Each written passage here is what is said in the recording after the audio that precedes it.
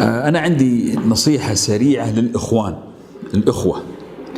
أنتما تحملان اسم واحد، إما أب أو أم، من رحم واحد، يظلكم سقف واحد، عشتوا سوا، صوتكم زي بعض، وجيهكم زي بعض، بينكم رابطة ما هي زي أي رابطة على وجه الأرض. رابطة الأخ من أعظم الروابط.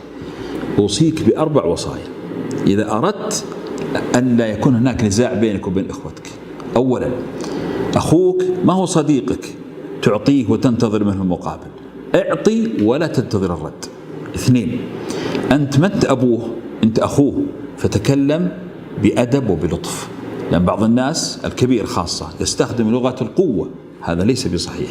3، زوجة أخيك ليست أختك لتطلب منها ما تطلبه من أختك، فأيضا وزن الأمور واعرف كيف تطلب وماذا تطلب.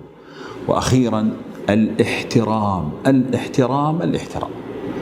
البيت المبني على الاحترام يعيش، والبيت المبني على التهميش وعلى الظلم وعلى الاحتقار أبدا لا يمكن أن يكون بيت ود. الاحترام هو المطلب الرئيسي بين الأخوان. أسأل الله لي ولكم التوفيق.